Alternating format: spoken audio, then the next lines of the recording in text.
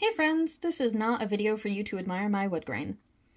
This 10-second intro is to let you know that there are going to be spiders in this video. I'm going to be feeding my tarantulas, and I wanted to make a little video because I love them so much, and they are really cool, really adorable. I don't know if I'll get any feeding on recording because it is difficult to record on my phone and hold crickets and open containers at the same time. Without further ado, tarantulas. Okay, first up, this beautiful girl is Marshmallow. I talk about her all the time. I don't know why my camera won't focus. There we go. I talk about her all the time. She is a Grammostola pulchra, and my Latin probably isn't amazing, so I know all the letters in there are correct, but pardon the pronunciations. In the hobby, they're known as Brazilian black for reasons you can probably figure out. They are a super slow-growing species. I've had her since 2015 when she fit on a quarter with room to spare. And here in 2023, she is probably 2.5 inches, maybe 3 inches diagonal leg span, which is from this leg to the front of this leg, so crossbody. That's how they are commonly measured in the United States anyway. So this Marshmallow, she's a hungry girl. I know she's got that big thick booty, but she could probably eat, so let's see. Alright, let's see if I can pull this off. This might be blurry, and I apologize. Or maybe I don't. The worst part for me is the cricket part, because I actually really hate and I'm afraid of crickets. Whoop! There it is. Woohoo! She's like, wait, do I want to eat you? There she goes. Oh, you know, you probably didn't have to fall over, but hey. Let's see. There she is, doing her thing. Beautiful girl. Snack time. Next we have my largest tarantula. This is Guinness. She's a little skinny. She definitely needs some crickets, which we have here. Super disgusting. Ugh, I hate crickets. Anyway, she is Aphonopelma. Seemanni. So Costa Rican zebra leg for pretty obvious reasons. Some people in Costa Rica, in fact, eat these guys, which is super icky to me because I love them as pets, but like I don't want them as a snack, you know? Anyway, so I'm going to go ahead and feed her. She is pretty shy. As you can see, she burrows. She's pretty shy. She may actually just hide and eat the crickets later. There's a better view of her. I don't normally take her lid straight up off because I am so scared of her getting out. Not because she would hurt me. She has what's called urticating hairs, that fuzzy butt she's got. Those little hairs can stick in you and make you exceedingly itchy. I am allergic, so I do break out when they kick me or kick them onto me, so we try and avoid that at all costs. Here we go. So disgusting. Get a good angle? Yeah, here we go. Boop, boop. Boop, boop. Please don't jump out. Oh god, I hate crickets. Oh my god. They actually will make me tremble. Like, I am legit, if they get out, I will freak. Maybe she'll tackle one while I'm filming. Get them. Get those disgusting things. No? Alright, well, she'll very likely eat them later when I'm not exposing her to extreme light, which she's not really used to. But look at this beautiful girl. Look how pretty. Love her. Love her, love her. Got her full grown at an expo. I've had her, I believe, since 2017. Okay, now for my little bit harder to see ones. This one is trying to escape from view. I blew some air accidentally on the container, so you can't really see much. And as you can see, this species is a very heavy Weber. It's Heterothele villosella. Tanzanian Chestnut, I believe, Dwarf tarantula. I'm really not familiar with everybody's common hobby name, so apologize.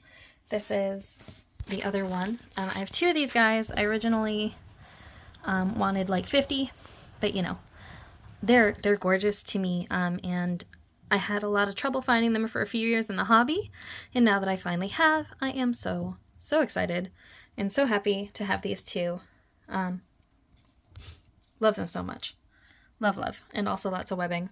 And they have done some tunneling, but you can't see it because they decided to do it right in the middle because they're big jerks. Alright, these guys are fat. So my last video cut off. This is Heterothele villosella. Tanzanian dwarf chestnut. Pretty sure. They are fast and flighty.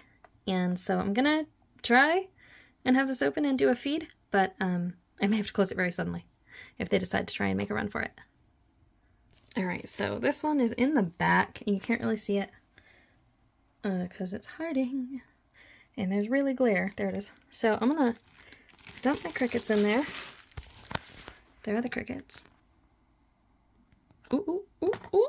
Easy. Yeah, there she is. Look at her. Oh, gorgeous.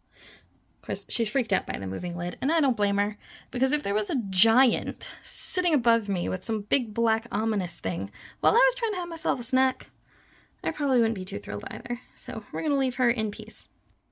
Of course, she comes out after I've put the lid back, but you can get a better view of her now. Haha, look at that gorgeous patterning. That gorgeous gold coloring. I really, really love these guys. It took me a while to find them in the hobby. I saw some in 2017 and then not again until like this last year. It's kind of crazy. I'm sure they were around. I never saw them. And when I saw them, I scooped up two. I would have gotten more if I was rich. Oh, look who decided to grab a cricket. Miss Guinness. Yeah. Okay, I mentioned the Tanzanian dwarfs, or the Tanzanian chestnuts are a dwarf species, I believe. I said that, but if I didn't, they're a dwarf species. They will probably grow to be about the size of this girl, which is Hapalopus species Colombia number 2. Means this was the second out of the 3 that I got. I have sold the other 2 and kept her. She's older, so she's not as bright as she used to be. And also it's been a little cool today, but she is another little dwarf species. She's smaller than Marshmallow.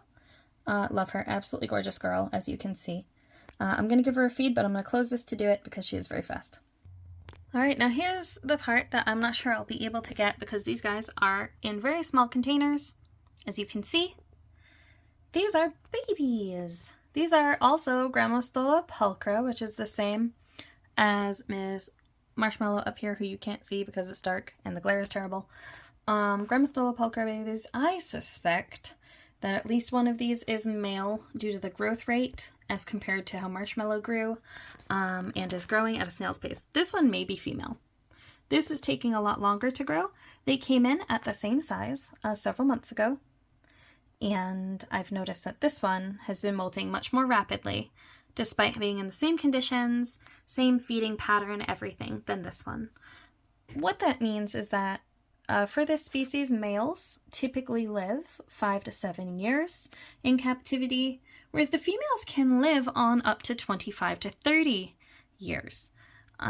So I'll be sad if this one's a male, but if I can find it a female in 5 to 7 years, then it will be less sad because I very likely would end up with some babies. This is my absolute favorite species of tarantula, which is why I have 3. Sorry for the close cuts. Also, probably not going to show the part where I drop the crickets in for these guys because, again, small container, and they're pretty fast, even though they're little chubkins. This one may not eat. That shiny patch on its butt that is solid black could mean it's going to be molting soon. Frequently, when tarantulas are going to be molting, they will stop eating. So hopefully these guys will take a meal, but if not, I'll know they're molting soon. And last but not least is my sazimai sling. It's shy, and it's very upset that I jostled its container when I was getting it ready to be put back on the shelf. I will pre-kill a cricket for it and drop it in because I also think it is in what is called pre-molt, much like that initial baby that I was talking about. So, oh, that's where you are. I could only see the side of your butt.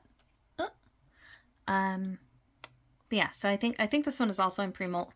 So I will pre-kill a cricket and drop it up top, and then it can go get it if it's hungry. a little bit later. This is also pre-killed for the same reason, for that pulchra baby. And here's Guinness. Look at Guinness being active. Look at you, pretty girl. You're so beautiful. Your tunnels, so cool. Is she going for that cricket, or is she just... Her favorite part of her den is right here up in front, which is great. I didn't have to coerce her or change her enclosure to get her to choose to do that. She actually seems to just really like her burrow on this side. That's really nice. I enjoy it because it means I get to see her more. She's a beautiful tarantula. The camera doesn't quite pick it up, but she has a bluish sheen to her. She's not just like gray or brown. She does have a slight bluish tint, and I think that is absolutely stunning. And there we go. That is most of my tarantulas there.